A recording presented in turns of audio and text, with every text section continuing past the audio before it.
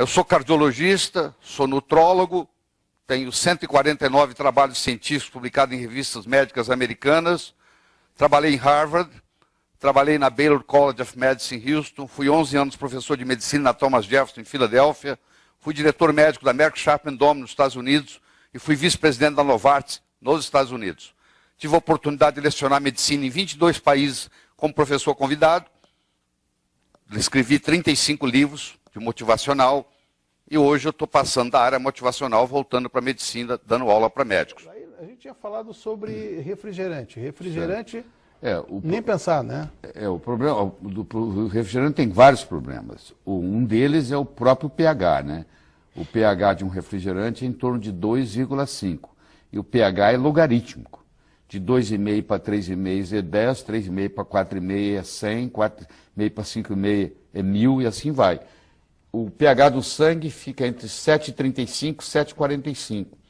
Então você, quando toma um copo de refrigerante, você tem que tomar em torno de 32 copos de água da boa, só para equilibrar o pH que saiu do lugar. E acidez é igual velhice. O velho é ácido. O jovem, o recém-nascido é alcalino. À medida que você envelhece, você vai perdendo a alcalinidade no corpo e vai aumentando a acidez. E quando você alcaliniza o seu corpo, você traz muita saúde. Por exemplo, a célula cancerígena, ela precisa de um ambiente acídico, um ambiente ácido para ela poder proliferar. Então, quando você alcaliniza o tecido, na célula cancerígena, ela para de se... Ela diminui a proliferação. Então, tudo aquilo que você fizer que aumentar a sua alcalinidade faz uma diferença. Às vezes, a própria água. A água, 70% do corpo, em torno, como um todo, né? Você pega o sangue, é 90% ou mais. Mas 70% do corpo, como um todo, é água. É o nutriente mais abundante que existe no corpo. E nós, na medicina, damos muito pouca bola para isso. O médico, em geral, não entende de água. Ele pensa que a água importante da água é ser pura.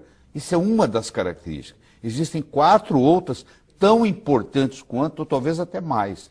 Por exemplo, o pH, que nós acabamos de dizer, quanto mais, o mais alto for o pH da água, melhor. Ele tem que ser, no mínimo, igual ou superior ao pH do sangue, ou seja, a água ideal ela tem que ter de 7,35 para cima de pH. Tem que ter o chamado poder de oxirredução. Porque você toma uma água, ela pode ser oxidante ou antioxidante. Se ela é oxidante, ela te envelhece.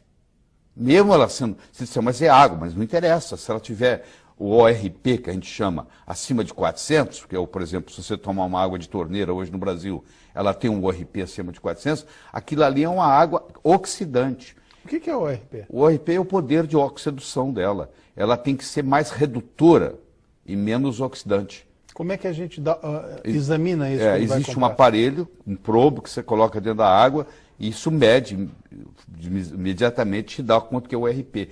O ORP de uma água boa ele tem que ser negativo. Se a gente passar água no filtro, normalmente... Não muda o ORP. Não tem nada a ver com a filtragem, não. Tem nada a ver com a filtragem. A filtragem tira os resíduos, mas não muda o ORP. O ORP da água tem a ver com o ângulo da molécula, porque é H2O. Então, o ângulo do hidrogênio faz uma diferença, entendeu? E hoje existem aparelhos, eu inclusive busquei um meu em Hong Kong, fui buscar um para minha casa, onde você pega a água de torneira, passa por esses chamados ionizadores, e quando sai do outro lado, sai uma água não só com pH de 10, mas sai com poder de redução de menos 200. Quer dizer, essa é a parte boa da coisa, ele se torna um antioxidante. É como se você estivesse ingerindo um antioxidante. Mas tem outras coisas muito importantes. Por exemplo, a condutibilidade da água faz uma diferença enorme. Se você fala assim, eu vou levantar minha mão, levantar meu braço. Quando você dá o comando para levantar o braço, existe uma ordem no cérebro que caminha até os músculos.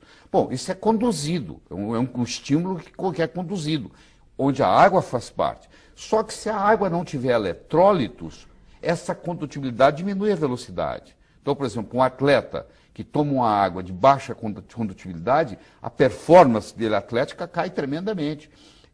Vou dar um exemplo de uma água de baixa condutibilidade.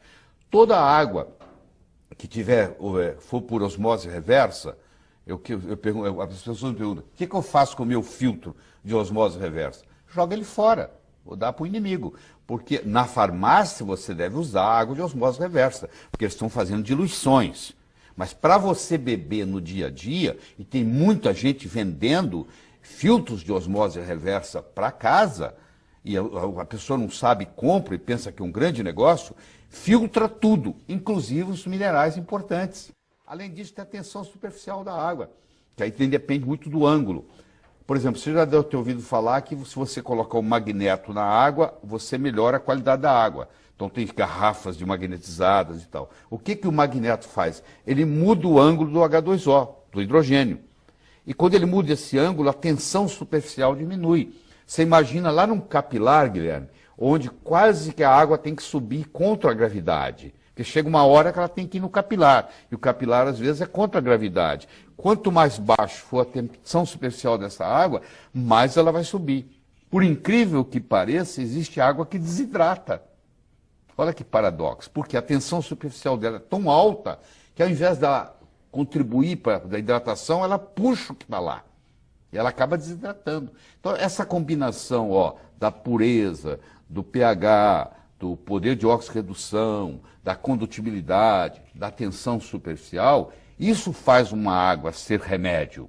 Existe um hospital em Tóquio, no Japão, onde o tratamento é feito com água. A pessoa está com câncer, ela interna, o único remédio que eles dão é o chamado Kangen. O telespectador pode entrar no YouTube, digitar Kangen, Kangen Water, e ele vai ter lá uns 20 filmes importantes no YouTube explicando o que é uma água medicinal, do ponto de vista científico.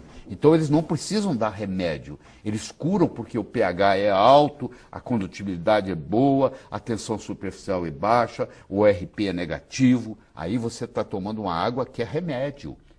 Entendeu? As regiões onde as pessoas vivem muito, você pega, por exemplo, região como Okinawa, como regiões até aqui no Equador, onde tem gente que vive com muito mais de 100 anos, você vai ver a água é rica, por exemplo, em magnésio. Nós temos gente na Serra aqui, nós temos cidades na Serra onde as pessoas vivem muito. Pode Veranópolis, ser. Né? Veranópolis acho que é o lugar mais longevo do Brasil, né? A cidade mais longeva do Brasil, né? Tem mais longevo. Me diz uma coisa, mas tem como a gente... Tem como a gente... uma dica para quem vai comprar. Uma dica que a gente vai comprar. Hoje é lei da Anvisa, você olha no rótulo, tem o pH.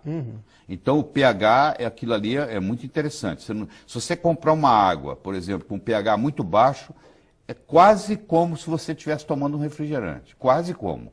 Então, por isso que eu disse que eu já tive que mudar isso aí também. Mas que eu bom, virei leitor de garrafinha de água. Os caras devem achar que eu sou maluco, né? Que eu fico olhando o rótulo para ver pH. E o restante desses itens que tu falou? Isso aí você tem que ter aparelhos para medir, que não são caros não, viu? Eu tenho toda essa aparelhagem em casa, porque eu acabei de gravar um DVD em água, vou te mandar de presente, você vai adorar. Aliás, você está indo lá sábado, eu vou te dar de presente um. Eu acabei de gravar um DVD de 1 hora para médicos só sobre água, entendeu? Então você vai trazer o DVD atualizado. Você sabe, nós médicos sabemos muito pouco sobre água, né? Apesar de ser o nutriente mais abundante no corpo humano. A gente devia ser o mais abundante, nós devíamos ter um conhecimento melhor sobre isso. Não se tem aula disso na faculdade de medicina. Infelizmente. Pelo menos na época que eu fiz faculdade. Não, agora estão pouco. As faculdades agora estão piores que na nossa época.